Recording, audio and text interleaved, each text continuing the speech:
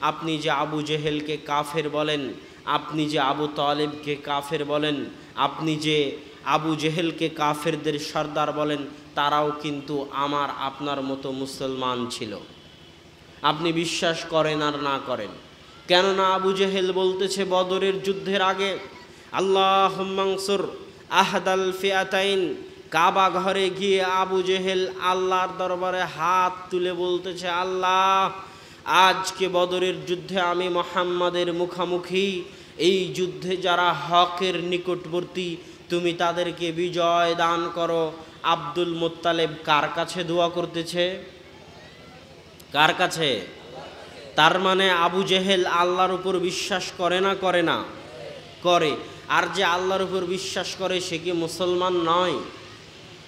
তাহলে আবু জেহেল যদি মুসলমান হয়, আল্লাহর উপর বিশ্বাস করে, তাহলে আল্লাহ রাসূলের সাথে আবু জেহেলের কিসের গণ্ডগোল, কিসের দ্বন্দ্ব? যে আবু জেহেল কাফের, যে আবু জেহেল বদরের যুদ্ধে আবু জেহেলকে হত্যা করা হলো, কিসের দ্বন্দ্ব?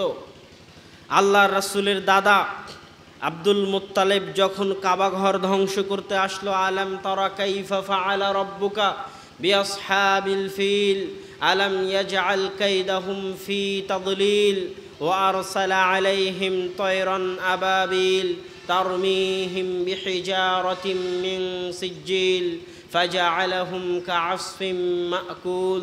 আপনি কি দেখেননি আপনার প্রতিপালক? আপনি কি জানেন না আপনার প্রতিপালক হাতির অধিবাসীদের সাথে কি করেছে? যারা হাতির বাহিনী নিয়ে এসেছিল কাবা ধ্বংস করতে, আল্লাহ তাদের উপর আবাবিল পাঠিয়ে, ঝাঁকে ঝাঁকে পাখি পাঠিয়ে পাথরের বৃষ্টি বর্ষণ করে মাটির সাথে তাদেরকে ধূলিসাৎ করে দিয়েছেন। এই ঘটনা কি আপনি জানেন না? এই ঘটনা ঘটার আগে আপনার দাদা আব্দুল মুত্তালিব আল্লাহর দরবারে দোয়া করে বলেছিল, আল্লাহ, তোমার ঘর তুমি হেফাজত করিও আমার সাধ্যের বাইরে। মানে আব্দুল মুত্তালিব আল্লাহর উপর বিশ্বাস করত। আব্দুল মুত্তালিব তার ছেলের নাম কি রেখেছে? আব্দুল মুত্তালিব তার ছেলের নাম কি রেখেছিল? আব্দুল্লাহ। মুহাম্মদ সাল্লাল্লাহু আলাইহি ওয়াসাল্লামের পিতার নাম হচ্ছে আব্দুল্লাহ। তো যদি তার ছেলের নাম আব্দুল্লাহ রাখে, আব্দুল্লাহ মানে কি আল্লাহর বান্দা, তার মানে আব্দুল মুত্তালিব অবশ্যই আল্লাহর উপর বিশ্বাস করে। আল্লাহ রাসূলের বংশধর ছিল কাবা ঘরের খাদেম, কোরাইশ বংশ ছিল, হাশিমি গোত্র ছিল, কাবা ঘরের খাদেম।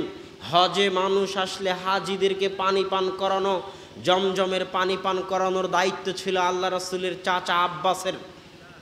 আল্লাহ রাসূলের চাচা, আল্লাহ রাসূলের ভাতিজা, আল্লাহ রাসূলের দাদারা ছিলেন যারা হজ করতে আসতো তাদের খাদেম, কাবা ঘরের খাদেম, কাবা ঘরের দায়িত্বশীল। মানে তারা আল্লাহর উপর বিশ্বাস স্থাপন করতেন। তারা আল্লাহর উপর বিশ্বাস স্থাপন করার পরেও তারা মুশরিক। এ কথা আল্লাহর রাসূল বলে গেছে যে আমার পিতা জাহান্নামী। আল্লাহ রাসূল সরাসরি মুসলিমের হাদিসে বলে গেছেন আমার পিতা জাহান্নামী।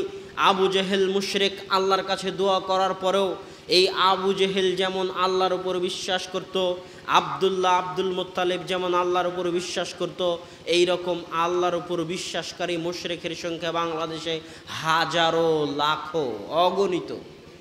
কেন? তাওহীদ কি জিনিস তারা তা জানে না। এই জন্যই পণ্ডিত জওহরলাল নেহেরু বলেছিল যে তোমরা বলো আমাদের আলাদা পাকিস্তান লাগবে মুসলমানদের জন্য, মুসলমানদের জন্য আলাদা পাকিস্তান রাষ্ট্র লাগবে মর্মে তোমরা যে আন্দোলন করতেছ, আমি জওহরলাল নেহেরু তো মুসলমান আর হিন্দুর মধ্যে কোনো পার্থক্যই দেখতে পাই না। আজীব কথা বলেন আপনি, মুসলমান আর হিন্দুর মধ্যে কোনো পার্থক্য দেখতে পান না মানে? তখন জওহরলাল নেহেরু বলতেছে আমি তো ভারতবর্ষের মানুষ, ভারতবর্ষের মুসলমান আর হিন্দুদের মধ্যে আমি কোনো পার্থক্য দেখিনি। কেন, কি পার্থক্য দেখেননি আপনি? আশ্চর্য কথা বলেন। বলে ভারতবর্ষের মুসলমানদের আর হিন্দুদের মধ্যে আমি এতটুকু পার্থক্য দেখেছি যে হিন্দুরা মাটির উপর মূর্তি বানিয়ে পূজা করে আর মুসলমানেরা আজমির শরীফে গিয়ে মাটির নিচে শুয়ে থাকা বাবার পূজা করে। একটা মাটির উপরে আর একটা মাটির নিচে, এতটুকুই পার্থক্য দেখেছি, এর বাইরে আমার চোখে কোনো পার্থক্য পড়েনি। অতএব মুসলমান আর হিন্দুদের আলাদা দেশের প্রয়োজন নাই। এই হচ্ছে এদেশের মানুষের অবস্থা। এদেশের মানুষ তাওহীদ কাকে বলে তা জানে না। মানুষ তো জানে না, আলেম ওলামাও জানে না। আল্লাহ সুবহানাহু ওয়া তাআলা পবিত্র কোরআনে বলছেন, আম্মান খালাকাস সামাওয়াতি ওয়াল আরজ, দুনিয়ার মানুষ আসমান জমিনকে সৃষ্টি করেছে। দুনিয়ার মানুষ যে বলবে আল্লাহ সৃষ্টি করেছে, এটা আল্লাহ জানেন। আল্লাহ রাসূলকে বলছেন, আপনি ইহুদি খ্রিস্টানদের জিজ্ঞেস করুন, ইহুদি খ্রিস্টানদের বলুন আসমান জমিনকে সৃষ্টি করেছে। লা ইয়াকুলুনাল্লাহ, ইহুদি খ্রিস্টানরা বলবে আসমান জমিন আল্লাহ সৃষ্টি করেছেন। আজকেও পৃথিবীতে যত ইহুদি আছে, পৃথিবীতে যত খ্রিস্টান আছে, তাদেরকে জিজ্ঞেস করে দেখেন যে ইহুদি আসমান জমিনকে সৃষ্টি করেছে, তারা বলবে আল্লাহ সৃষ্টি করেছে। দেখবেন খ্রিস্টান ইহুদিদের নাম হয় ডেভিড। ডেভিড হচ্ছে খ্রিস্টান ইহুদিদের নাম। ডেভিড মানে দাউদ। দাউদ আলাইহিস সালাতু ওয়াস সালামকে ইংরেজিতে বলা হয় ডেভিড। তাদের নাম দেখবেন জেসাস। জেসাস মানে ঈসা আলাইহিস সালাতু ওয়াস সালাম। মোসেস, মোসেস মানে মূসা আলাইহিস সালাতু ওয়াস সালাম। এইভাবে তারাও আমাদের যারা নবী, তারাও তাদেরকে নবী মনে করে।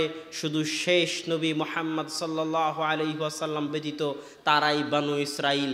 ইহুদি খ্রিস্টানেরাই বানু ইসরাইল। এরাও যখন বলে তখন মুখে আল্লাহ শব্দই উচ্চারণ করে। এদেরকে আজও আপনি জিজ্ঞেস করে দেখতে পারেন আসমান জমিনকে সৃষ্টি করেছে, তারা বলবে আল্লাহ সৃষ্টি করেছে। আর ইহুদি খ্রিস্টান বাদে পৃথিবীর অন্য গোত্র যারা আছে, পৃথিবীর অন্য ধর্মের মানুষ যারা আছে, যেমন হিন্দু আছে, বৌদ্ধ আছে, শিখ আছে, জৈন আছে, তাদেরকে যদি জিজ্ঞেস করেন, তারা আল্লাহ শব্দ মুখে উচ্চারণ না করলেও তারা বলবে আসমান জমিনের সৃষ্টিকর্তা একজন, যিনি উপরে আছেন। অতএব আল্লাহ জানেন যে পৃথিবীর মানুষ বলবে আসমান জমিন আমি সৃষ্টি করেছি। আল্লাহ সুবহানাহু ওয়া তাআলা পৃথিবীর মানুষকে জিজ্ঞেস করে বলছেন যে আসমান জমিন আমি সৃষ্টি করেছি, ঠিক আছে। তোমাদের নিকটে পরের জিজ্ঞাসা হচ্ছে, আসমান থেকে কে বৃষ্টি বর্ষণ করে? দুনিয়ার মানুষ বলবে আল্লাহ বৃষ্টি বর্ষণ করে। আল্লাহ বলছেন তারপরের জিজ্ঞাসা হচ্ছে, ওই বৃষ্টির কারণে জমিন থেকে ফল ফলাদি কে উৎপন্ন করে? আল্লাহ জানেন। দুনিয়ার মানুষ বলবে আল্লাহই উৎপন্ন করেন। তারপরে আল্লাহ চ্যালেঞ্জ দিয়ে বলছেন, ওমা কানা লাকুম আন তুমবিতু শাজারাহা, দুনিয়ার মানুষ জেনে রাখো, তোমরা তো বলছোই আমি ফল ফলাদি উৎপন্ন করি, তারপরও আমি একটা চ্যালেঞ্জ দিয়ে রাখি তোমাদেরকে। সেটা হচ্ছে, তোমরা সারা পৃথিবীর সব মানুষ, সব বিজ্ঞানী, সব ইঞ্জিনিয়ার, সব কৃষক, সব কৃষিবিদ একত্রিত হয়ে সার, কীটনাশক, নিড়ানি, বেড়া, যাবতীয় বিষ সব কিছু প্রয়োগ করার পরেও আমি আল্লাহ যদি একটি বীজ দানা থেকে গাছ উৎপন্ন না করি, তো সারা পৃথিবীর মানুষ সকল প্রকার চেষ্টা করার পরেও বীজ দানা থেকে গাছ উৎপন্ন করতে পারবে না। এটা আল্লাহর চ্যালেঞ্জ। এতগুলো কথা বলার পর আল্লাহ বলছেন, আইলাহুম্মা আল্লাহ। দুনিয়ার মানুষ যখন বললে আল্লাহ আসমান জমিনের সৃষ্টিকর্তা, দুনিয়ার মানুষ যখন স্বীকৃতি দিলে আল্লাহ বৃষ্টি বর্ষণ করে, দুনিয়ার মানুষ যখন স্বীকৃতি দিলে আল্লাহ ফসল ফল ফলাদি উৎপাদন করে, তাহলে আমি আল্লাহ তোমাদের নিকটে একটা প্রশ্ন রেখে যাচ্ছি। পবিত্র কোরআনের আয়াত এভাবেই, আমি আল্লাহ তোমাদের নিকটে একটা প্রশ্ন রেখে যাচ্ছি। আমি যখন বৃষ্টি বর্ষণ করি, আমি যখন আসমান জমিন সৃষ্টি করি, আমি যখন ফল ফলাদি উৎপাদন করি, তাহলে আমি ব্যতীত কি কোনো ইলাহ আছে?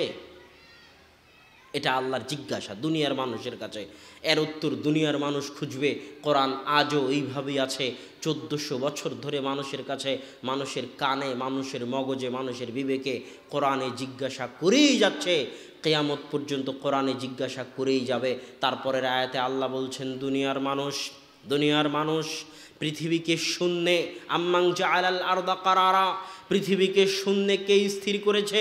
রশি নাই, দড়ি নাই, খোঁটা দেওয়া নাই, ঠেকা দেওয়া নাই, কিচ্ছু দেওয়া নাই, পিলার নাই, ভিত নাই, এমনি শূন্যের ওপর এই কোটি কোটি মন ওজনের পৃথিবী হাওয়ার ওপর ভেসে আছে। এইভাবে হাওয়ার ওপর, শূন্যের ওপর এই পৃথিবীকে স্থির কে করে রেখেছে? আল্লাহ জানেন। দুনিয়ার মানুষ বলবে আল্লাহ রেখেছে। আল্লাহ বলছেন দুনিয়ার মানুষ, তারপরের প্রশ্ন, হাওয়ার ওপর পৃথিবী রেখেছি, পৃথিবী কাঁপতে পারে, নড়তে পারে, পৃথিবীর ওজনের ভারসাম্য রক্ষা করার জন্য পৃথিবীর মধ্যে পেরেক স্বরূপ কোটি কোটি মন ওজনের পাহাড় বসিয়ে দিয়েছি, হিমালয়ের মতো কোটি কোটি মন ওজনের পাহাড় বসিয়ে দিয়েছি, যাতে পৃথিবী অত নড়াচড়া না করে, অত হেলে দুলে না ওঠে। পৃথিবীকে স্থির রাখার জন্য পৃথিবীর মধ্যে এই পাহাড় কে পুঁতে দিয়েছে? আল্লাহ জানেন। দুনিয়ার মানুষ বলবে আল্লাহ দিয়েছে। আল্লাহ বলছেন, দুনিয়ার মানুষ আম্মাং জাআলাল আরদা, কে পৃথিবীর বুক চিরে, পৃথিবীর বুক ফেটে বুক চিরে লাখো কোটি নদী, লাখো কোটি নালা কে প্রবাহিত করেছে? পাহাড়ের ঝর্ণাধারা থেকে নদী উৎপন্ন হয়ে ছুটে চলেছে সাগরের দিকে। এই হাজারো লাখো কোটি নদী পৃথিবীর বুকে কে প্রবাহিত করেছে? এক নদীর পানির সাথে আর এক নদীর পানি মিলে না, এক সমুদ্রের পানির সাথে আর এক সমুদ্রের পানি মিলে না। এই আর কে সৃষ্টি করেছে? আল্লাহ জানেন। দুনিয়ার মানুষ বলবে আল্লাহই করেছে। এবার আল্লাহর শেষ জিজ্ঞাসা, দুনিয়ার মানুষ যখন তোমরা স্বীকৃতি দিচ্ছ পৃথিবীকে আমি শূন্যে দাঁড়িয়ে রেখেছি, যখন তোমরা স্বীকৃতি দিচ্ছ পাহাড় আমি স্থাপন করেছি, যখন তোমরা স্বীকৃতি দিচ্ছ নদী নালা আমি প্রবাহিত করেছি, যখন তোমরা স্বীকৃতি দিচ্ছ এক নদীর পানির সাথে আর এক নদীর পানি, এক সমুদ্রের পানির সাথে আর এক সমুদ্রের পানি মিলতে আমি না দিচ্ছি, তখন তোমাদের বিবেকের কাছে আমার একটা প্রশ্ন, আমি ব্যতীত কি কোনো ইলাহ থাকতে পারে? এই পরপর দুই আয়াতে আল্লাহ সুবহানাহু ওয়া তাআলা দুনিয়ার মানুষকে কি বুঝাতে চাইলেন?